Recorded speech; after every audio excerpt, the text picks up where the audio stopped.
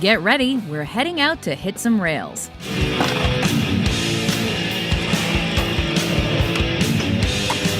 Welcome to WatchMojo.com, and today we're counting down our picks for the top 10 pro skateboarders.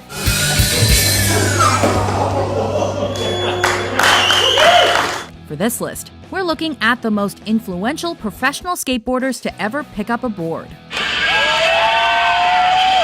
These are the guys that have changed the way we approach skateboarding and have had a serious amount of personal success. And I'm living it, every day.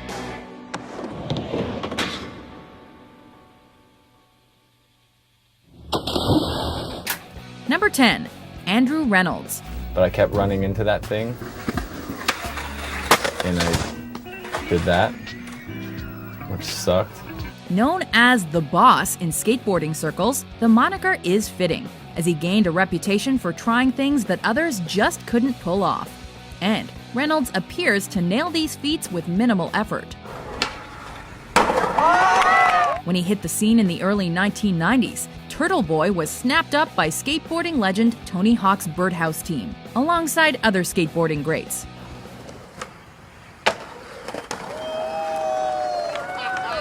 An influential skater and Thrasher's Skater of the Year in 1998, Reynolds' pedigree is matched by few. I want to do a company with these guys, some guys they probably never even heard of, Today, Reynolds is the boss of Baker Skateboards, which boasts Riley Hawk, son of Tony, as part of the brand's team. I don't want people to get the wrong idea, I'm not happy when I get this stuff because I'm super psyched, it's just after getting killed and getting it, I'm just not jumping up and down partying. Number 9, Eric Costin. Let's see if I can get up at first try. Still got it. A fearless skater, regardless of whether he's on the street or mid-competition, Costin won't think twice about mixing things up, whether it be with the Fandangle or the K-Grind. With wins at numerous X Games and other competitions, fortune has favored his brave approach. Costin started the 4-Star clothing company in 1996 and has even had his own custom Nike shoe, showing a pretty far-reaching influence for a grade 10 dropout. As a skater who has invented so many of his own tricks, his lack of formal education clearly hasn't hurt him none. I'm pretty obsessive about every detail. And you don't want anything to throw you off mentally when you're skating. Number 8, Steve Caballero. Look at that. It's easy to see why Thrasher magazine honored Steve Caballero with the title Skater of the Century. Fully dominating the skateboarding world throughout the 1980s, the skater is noted for inventing the Caballerial, also known as the Fakie 360 Ollie, a trick that has even been incorporated into snowboarding.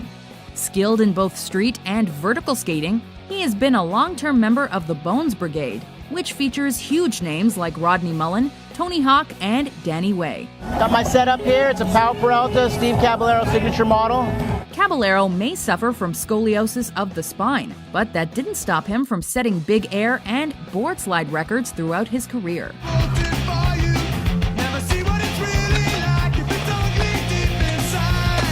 Number 7, Mark Gonzalez. You're breaking the law, really, with skateboarding, but I like to do it.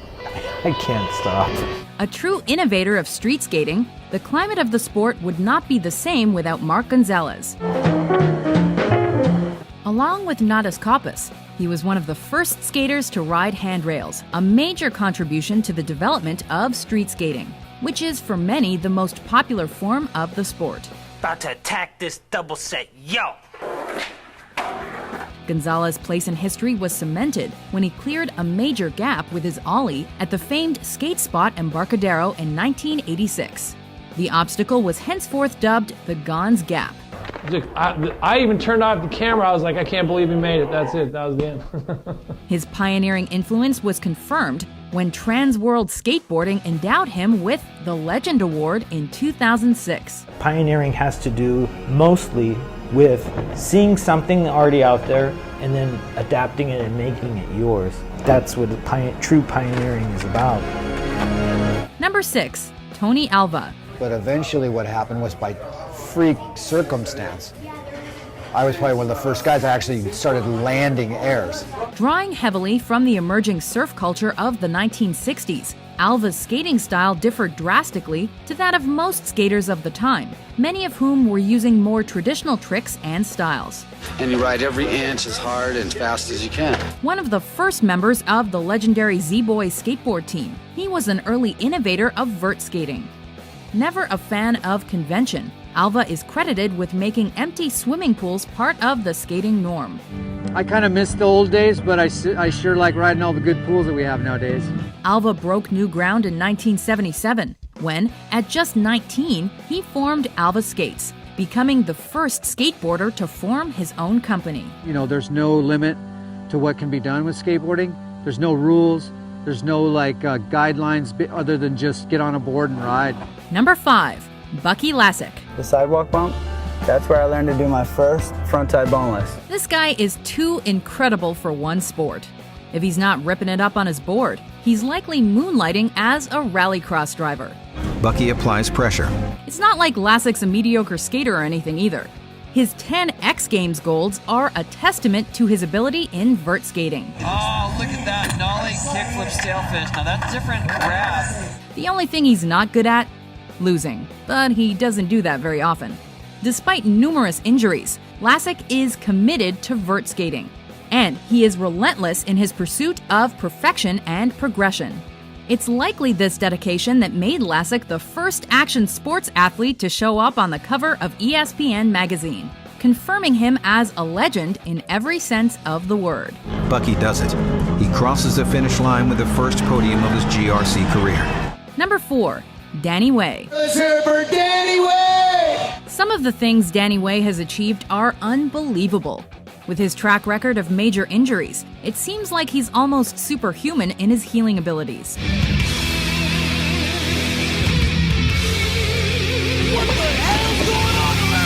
First, he bomb drops from a helicopter with a dislocated shoulder. Then, he jumps the Great Wall of China with a broken foot. And then, he wins an X Games Big Air Gold, while still suffering from his Great Wall injury. I cannot believe what I just saw. Would it be a surprise if this 2-time Thrasher Skater of the Year bomb drops from space at some point? Probably not. Look at that gap! That is an incredible view there. Number 3, Rodney Mullen. Mullen's influence on modern street and vert skateboarding is undeniable. Seemingly brought into this world to serve skateboarding, the Mutt started competing at age 11 and was immediately a force to be reckoned with. 3 years later, he turned pro at age 14. Because that's where the joy was for me. Always was creating new stuff. Mullen is credited with inventing many of the tricks which are now staples of modern skateboarding, including the flat ground ollie, the impossible, and the kickflip. These contributions alone earn him an automatic spot on any influential skateboarding list, and rightly give him the title of the Godfather of street skating. But there is...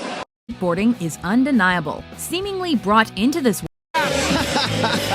That is an incredible view there. Number 3, Rodney Mullen. Mullen's influence on modern street and vert skateboarding is undeniable. Seemingly brought into this world to serve skateboarding, the Mutt started competing at age 11 and was immediately a force to be reckoned with. 3 years later, he turned pro at age 14. Because that's where the joy was for me. Always was creating new stuff. Mullen is credited with inventing many of the tricks which are now staples of modern skateboarding, including the flat ground ollie, the impossible, and the kickflip. These contributions alone earn him an automatic spot on any influential skateboarding list, and rightly give him the title of the Godfather of street skating. But there is this beauty in dropping it into a community of your own making and seeing it dispersed and seeing younger, more talented, just different talent take it to levels you could never imagine, because that lives on. Number 2, Bob Burnquist.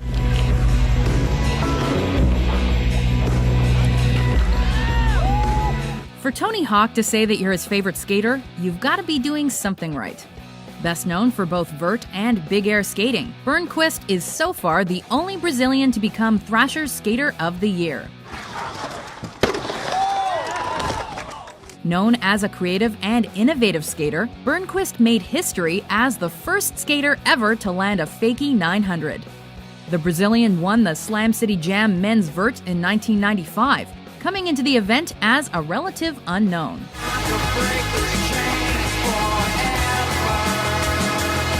Burnquist would eventually win 12 X Games golds, the most impressive of which came in 2001, when he nailed previously unseen vert tricks and snatched the victory from Bucky Lasek. We have lost our minds in the booth right now.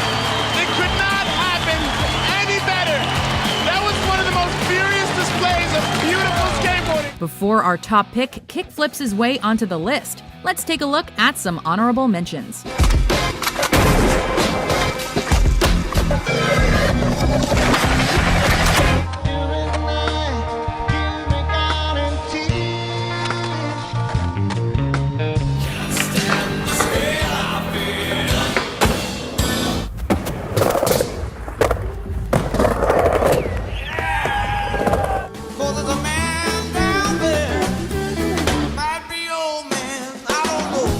Number 1. Tony Hawk. The greatest pioneer ever in vert skateboarding, Tony Hawk has seen his influence stretch far beyond the world of skateboarding. He is a cultural icon and is largely responsible for the rejuvenation of the whole sport in the early 1990s. Generations of future skaters will know the Birdman as the first skater to land a 900. Literally, Pier 30 shook, and we felt the groundswell. I wasn't sure if it was an earthquake or somebody out there doing something special. And for his role in bringing skateboarding to the mainstream. Because, while the other skaters on this list may feature in his wildly popular video game, Tony Hawk is the star. My priority has always been to be progressive. And if I'm remembered as being progressive or someone that broke limits, then that's how I'd rather approach it. Do you agree with our list? Which pro skaters do you think deserve more recognition? For more ripping top 10s published every day, be sure to subscribe to WatchMojo.com.